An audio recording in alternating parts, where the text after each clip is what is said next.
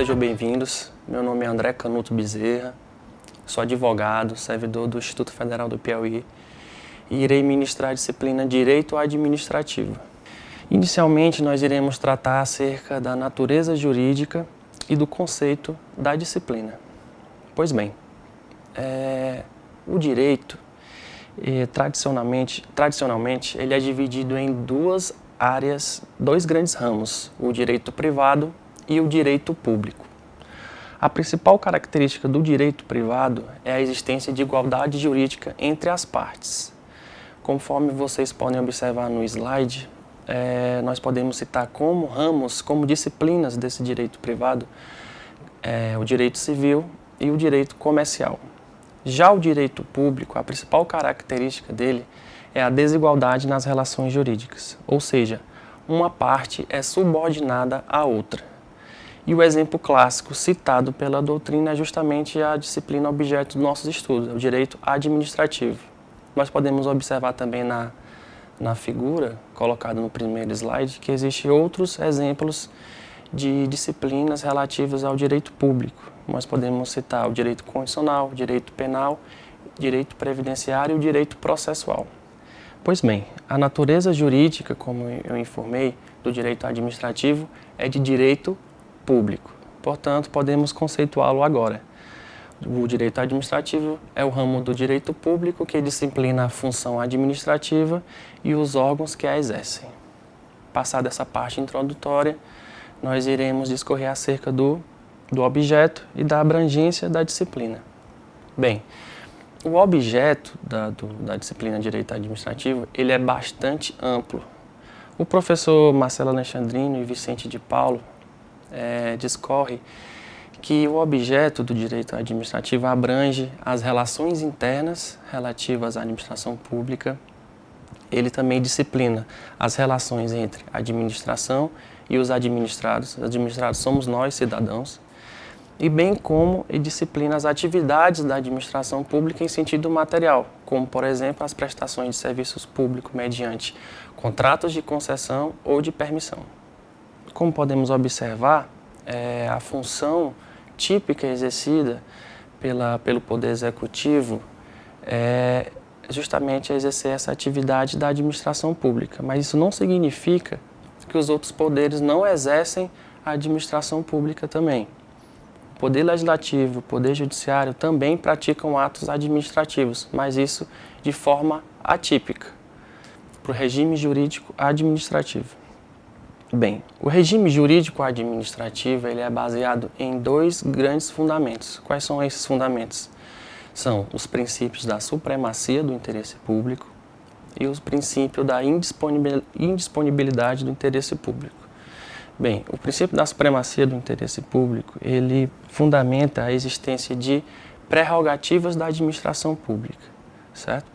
Essas prerrogativas, elas existem para uma finalidade, qual é? É justamente satisfazer o interesse público, ou seja, o Estado ele possui prerrogativas e essas prerrogativas são utilizadas como instrumentos para a satisfação do interesse público. Já o princípio da indisponibilidade do interesse público, ele fundamenta a existência de sujeições, de restrições da administração pública, certo? A administração pública ela está sujeita a algumas restrições que nós, administrados, não estamos. Por exemplo, para contratar servidores públicos e empregados públicos, a administração pública deve realizar concurso público. Da mesma forma, quando vai contratar algum serviço ou realizar alguma compra, em regra, a administração pública ela deverá realizar licitação. Resumindo, o regime jurídico administrativo ele é baseado nesses dois fundamentos, no princípio da supremacia do interesse público e no princípio da indisponibilidade do interesse público.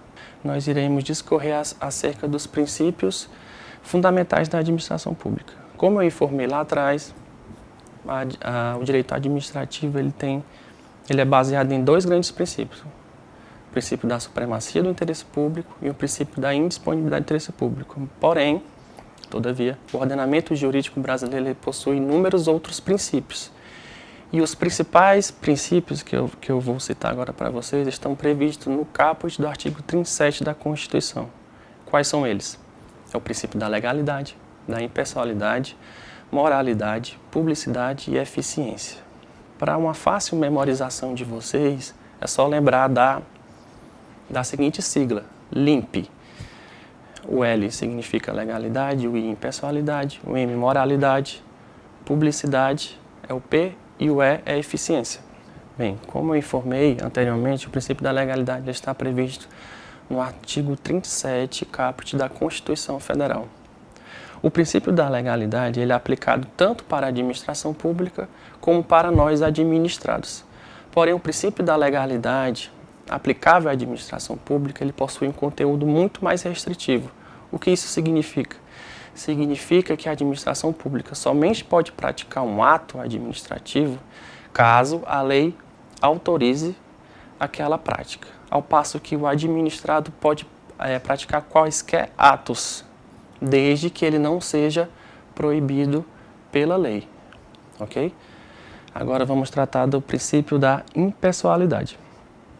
O princípio da impessoalidade, assim como o princípio da legalidade, ele é previsto no artigo 37, caput da Constituição. Ele é estudado pela doutrina sobre dois aspectos. O primeiro aspecto liga-se à ideia de finalidade na atuação da administração pública. O que isso significa? Significa que toda vez que a administração pública atua, ela deve atuar com uma finalidade. Que finalidade é essa? O interesse público. Já o segundo aspecto do princípio da impessoalidade, ele liga-se à ideia de vedação à promoção pessoal. E isso é expresso no artigo 37, parágrafo 1º da Constituição Federal, que afirma que a publicidade dos atos, dos programas, das obras, serviços e campanha dos órgãos públicos deverá ter caráter educativo, caráter informativo ou de orientação social. Dela não podendo constar nomes, símbolos ou imagens que caracterizem promoção pessoal de autoridades ou servidores públicos. Ou seja, quando a administração pública atua realizando alguma obra, por exemplo, uma obra pública, quem atua é um ente despersonalizado, ou seja, não é o prefeito, não é o governador, não é o presidente que realizou aquela obra, e sim a administração pública. Agora vamos tratar do princípio da moralidade. O princípio da moralidade ele impõe ao administrador público um dever de agir com probidade e boa-fé. A Constituição Federal, em diversos dispositivos, fala acerca do princípio da moralidade. Nós vamos citar alguns como exemplo. Nós podemos citar o artigo 14, parágrafo 9º, que dispõe que a inelegibilidade deve proteger, entre outras coisas, a probidade administrativa e a moralidade. Temos o artigo 5º, inciso 73, que confere a qualquer cidadão a legitimidade para propor a ação popular que visa anular ato lesivo à moralidade administrativa. Podemos citar também o artigo 37, parágrafo 4º, que dispõe acerca dos atos de improbidade administrativa, e o artigo 85, inciso 5, que considera crime de responsabilidade os atos do presidente da República que atentem contra a probidade da administração. Agora, vamos tratar acerca do princípio da publicidade. O princípio da publicidade ele é estudado também pela doutrina sobre dois aspectos. O primeiro aspecto ele é relativo à exigência de publicação oficial dos atos administrativos, mas não são todos os atos administrativos que devem ser publicados. Apenas aqueles que produzem efeitos externos e aqueles atos administrativos que impliquem ônus para o patrimônio público que devem ser publicizados. Esse é o primeiro aspecto. Já o segundo aspecto é relativo à exigência de transparência da atuação da administração pública. Por quê? Porque a transparência ela é um requisito indispensável para o efetivo controle da administração pública pelos administrados, certo? E como forma de garantir esse controle da administração pública, a Constituição Federal ela prevê diversos institutos jurídicos. Nós podemos citar como exemplo o direito de petição e o direito de obtenção de certidão. Esses dois institutos eles estão previstos no artigo 5º, inciso 34 da Constituição.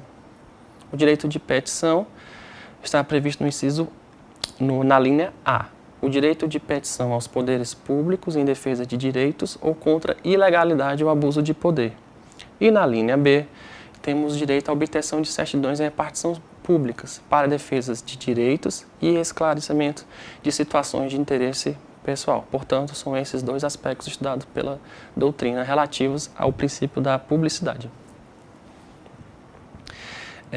Outro instrumento também que garante a atuação transparente da administração pública está previsto no artigo 5º, inciso 33, que preconiza: todos têm direito a receber dos órgãos públicos informações de seu interesse particular ou de interesse coletivo ou geral, que serão prestadas no prazo da lei sob pena de responsabilidade, ressalvada aquelas informações cujo sigilo seja imprescindível à segurança da sociedade e do Estado.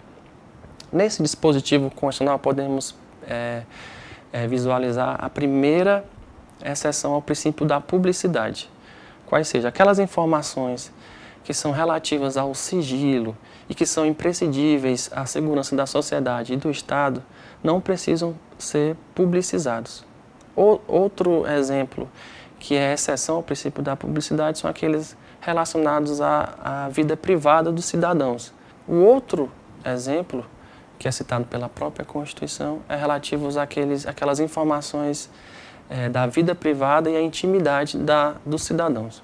Portanto, a regra é que todos os atos relativos à administração pública são publicizados, exceto esses dois que eu citei agora há pouco, não deverão ser publicizados.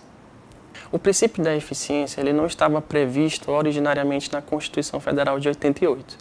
Ele foi incluído no caput do artigo 37 pela emenda constitucional número 19 de 98. Segundo a professora Maria Silvia de Pietro, o princípio da eficiência ele apresenta dois aspectos.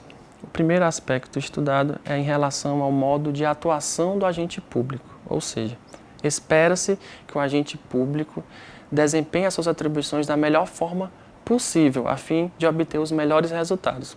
Em relação ao primeiro aspecto estudado do princípio da eficiência, nós podemos citar o artigo 41 da Constituição Federal, que preconiza que o servidor público poderá perder o cargo público caso ele não seja aprovado em uma avaliação periódica.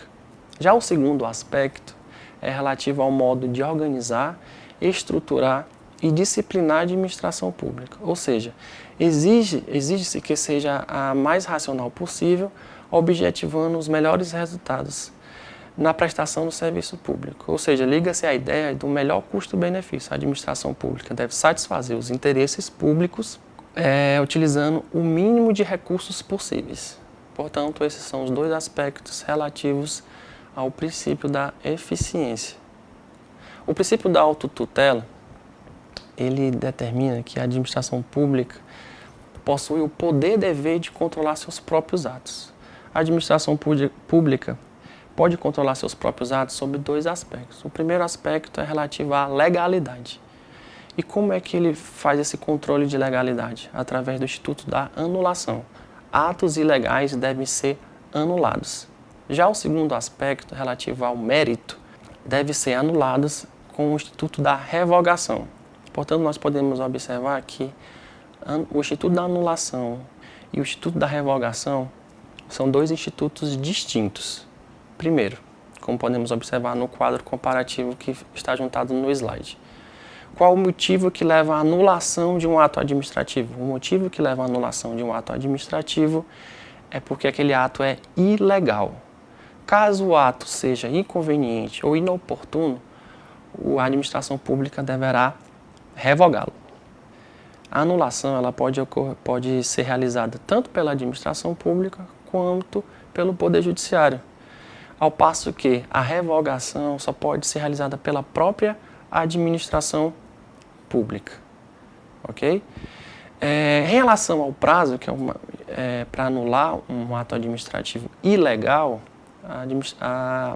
a lei fala em um prazo de 5 anos, ao passo que para revogar um ato não há nenhum prazo, ou seja, a partir do momento em que aquele ato administrativo se torne inconveniente ou inoportuno, ele pode ser revogado a qualquer tempo. E por último, nós temos o princípio da continuidade de serviços públicos. Como o próprio nome já nos indica, os serviços públicos eles devem ser prestados de maneira contínua, ou seja, eles não podem sofrer interrupção. E o fundamento para isso é justamente o princípio da supremacia do interesse público que nós estudamos lá no começo. Ou seja, o interesse público ele deve prevalecer sobre o interesse privado. E como exemplo clássico do princípio da continuidade de serviços públicos, nós temos a obrigatoriedade de manutenção de um percentual mínimo de servidores públicos quando aquele órgão estiver de greve. Ou seja, não podem paralisar totalmente aquele serviço. Deve ser mantido um percentual mínimo que possibilite o funcionamento daquele órgão. Enfim, nós finalizamos agora a unidade 1 da disciplina Direito Administrativo. Em breve, nós iremos falar a respeito da unidade 2 e a unidade 3 da disciplina. Até lá!